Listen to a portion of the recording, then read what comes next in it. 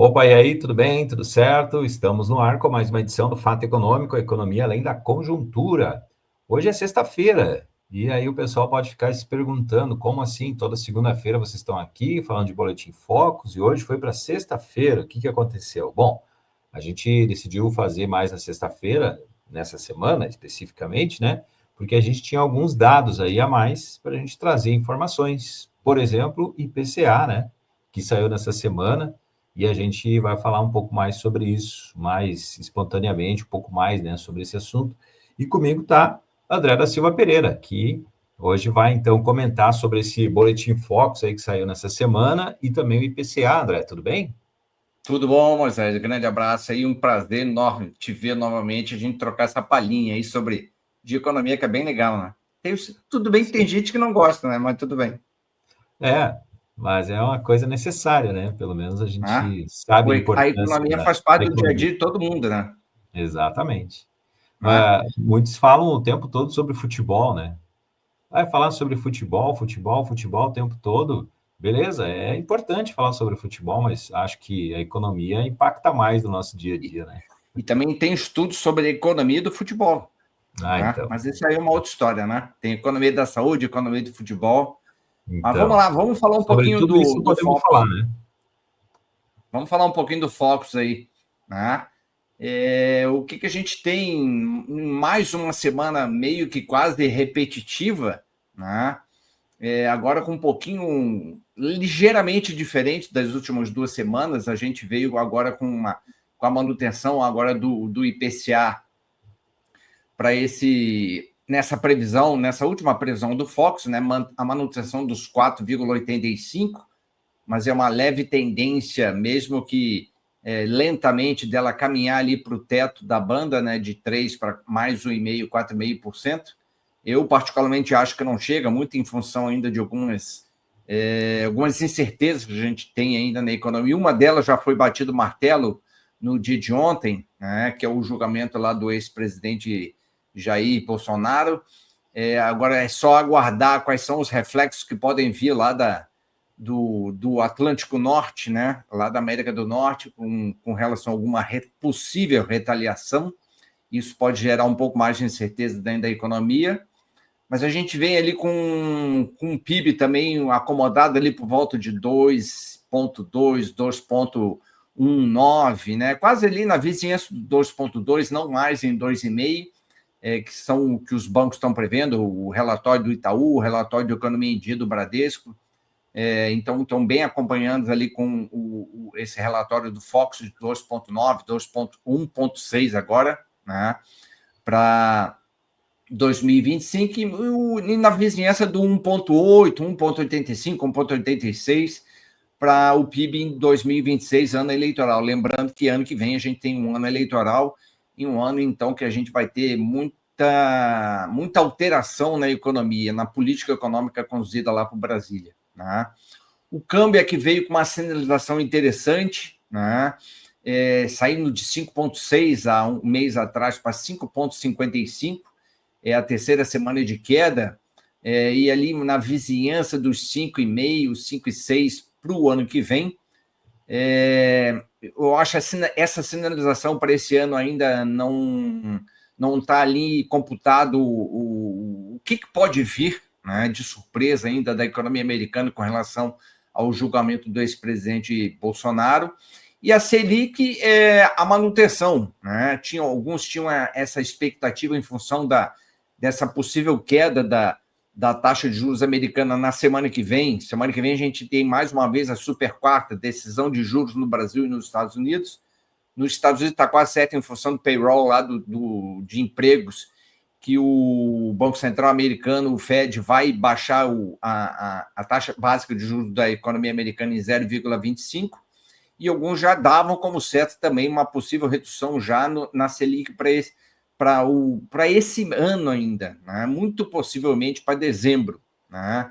A gente sair desse patamar de 15% para alguma coisa por volta de 12,50% em 2026. Né? Para 2027, a gente veio com uma sinalização, mais uma vez, a terceira repetitiva, né? Da Selic um pouco mais acomodada, né?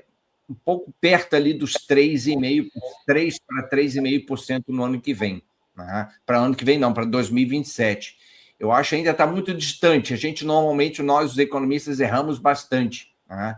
Então, eu acho que o mais salutar seria pensar no que a gente vai ter de resultado para a Selic esse ano por volta de 4,8, 4,9, para o ano que vem por volta de 4,3, 4,35, 4,40, e aí sim, no transcorrer de 2026, a gente tem um resultado mais favorável do que vai vir para 2027, seja lá renovação do governo atual ou um outro governo que possa vir em 2027, que vai pegar uma outra economia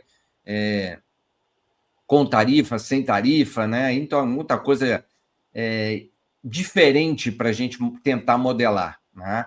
Mas o IPCA que saiu no IBGE já mostra alguma coisa muito parecida com o que a gente está vendo ali desse IPCA, dessa expectativa de IPCA para esse ano e para o ano que vem. Né? Acho que a gente pode colocar. Tu quer fazer algum comentário ainda do Focus ou a gente pode já mandar ver aquela tabelinha ali? Não, a gente pode continuar agora, né, para frente, vamos falar sobre o IPCA. E assim, aí que entra, a gente gostar de falar de economia, porque o IPCA, ele mostrou deflação, né, e nessa semana. E mesmo assim, esse IPCA, mesmo essa IPCA abaixo, ou com, ao invés de aumento do preço, é queda dos preços, né, a gente, no geral, assim, a gente tem uma expectativa também adiada dos economistas de que a expectativa era de uma deflação maior. Então, a gente precisa encontrar uma forma de entender melhor isso, o que está acontecendo, e a gente, então, buscando as informações, aí é que a gente vai ver o que tem. Bom, IPCA ficou em menos 0,11% em agosto. O que aconteceu aí, André? Ali teve a questão do bônus Itaipu. Né? O bônus Itaipu veio como contrapartida, podemos dizer assim, balançar ali com o próprio a tarifa mais cara, vermelha, né?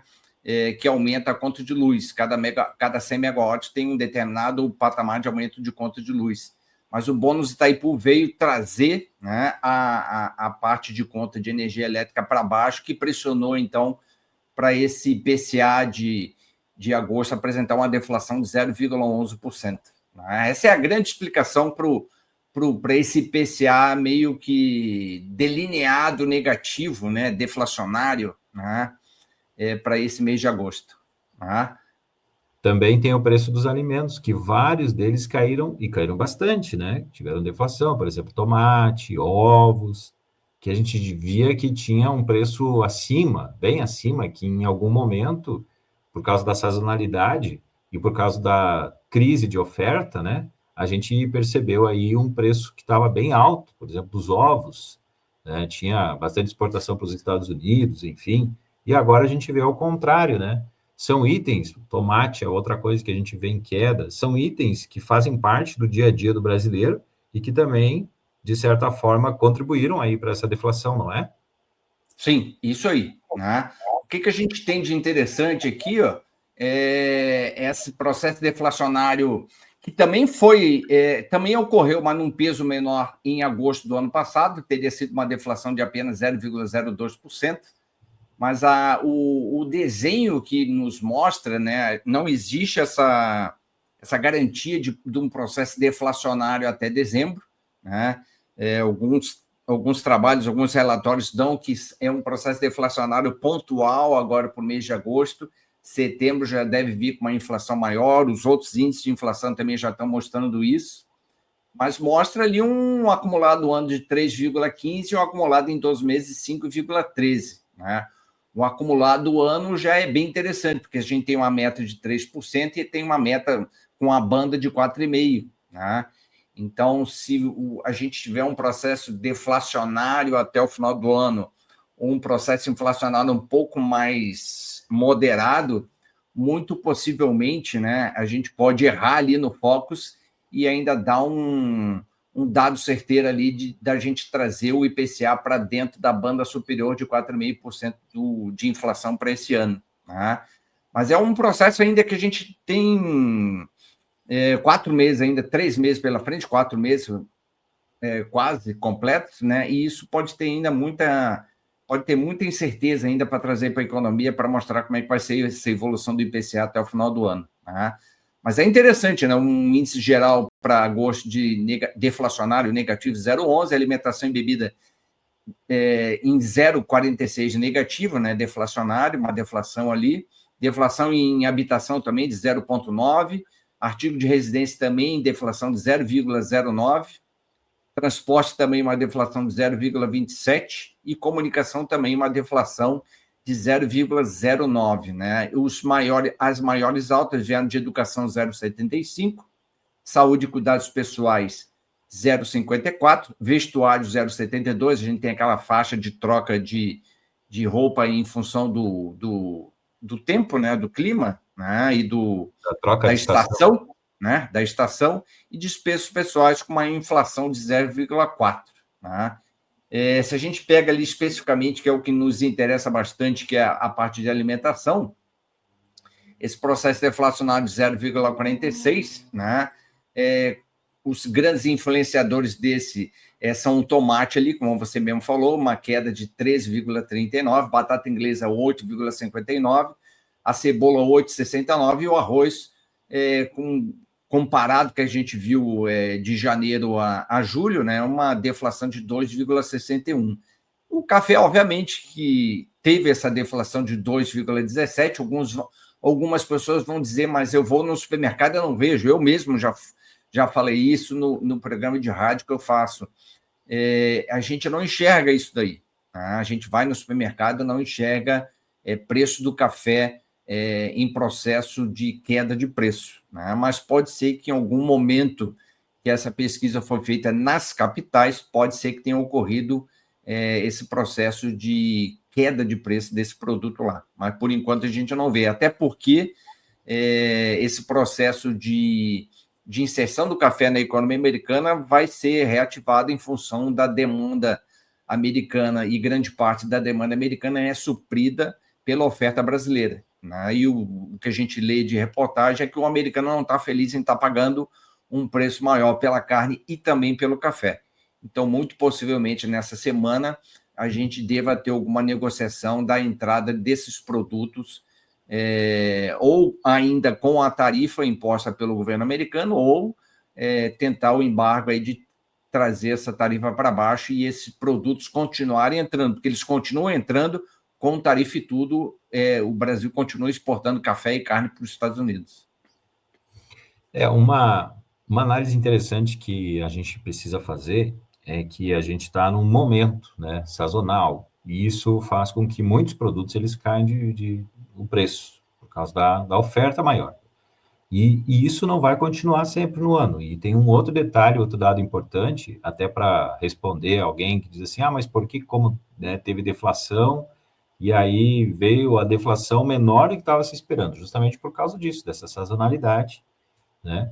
E mesmo com esse diminuição aí no caso do preço da energia elétrica, então foi surpreendente de que não caiu mais a inflação. Mas tem um outro detalhe importante, que quando se fala em chegar lá perto daquela banda dos 4,5%, que seria então o teto da meta, que eu acho difícil, porque a gente sabe que agora a gente vai entrar nos meses mais complicados, mais apertados para a inflação. Final do ano aumenta muito a demanda por produtos e a gente vê que as famílias estão consumindo ainda bastante. O fato das pessoas terem os seus empregos, ter condições, então, de se encorajar a gastar, e isso vai impactar na inflação. Por isso que eu acredito que é mais difícil da gente chegar né, dentro dessa meta aí de 4,5% de meta superior, digamos assim. Então, uma a minha opinião em relação a isso. Olhando o histórico, acho que a tendência é aumentar a inflação e não diminuir. Uma condição de quase de pleno emprego, onde as pessoas podem optar onde querem trabalhar, salários maiores, né? A gente tem o pagamento do 13º, a gente tem o Natal, né, que faz com que a propensão a consumir aumente, né? Então, a gente vai ter um certo impacto ali sobre os índices de preço agora para o final do ano, que foi a mesma coisa que ocorreu no ano passado, né? Então, muito possivelmente, essa pressão inflacionária vai fazer com que o IPCA também dê uma subidinha um pouco mais forte aí com esse processo deflacionário desse mês de agosto. Tá? E eu acho que é por isso que também os economistas não diminuem, né, a expectativa de queda, a expectativa da taxa básica de juros, porque mesmo que o mercado espera, que muita gente espera, e que a taxa básica de juros estando alta, ela encarece mais o crédito, mesmo assim, as pessoas estão consumindo, e isso faz com que, então, o Banco Central e os próprios economistas do mercado não vejam uma possibilidade de queda já ainda no final do ano de 2025. Né? Bom, E o mas eu acho setor que de serviços continua aquecido, né? também, Lembrando disso. Né? que também O mercado de aumenta trabalho lá no final aquecido. do ano, nessa fase do final do ano também. Lembra que tem aquele período em que as pessoas, em que as empresas contratam os temporários, né, os funcionários temporários, então justamente por causa disso, do aumento da demanda de serviços, né, do aumento da demanda do comércio, e isso tudo a tendência é aumentar nesse final de ano. Bom, mas o papo a gente vai continuar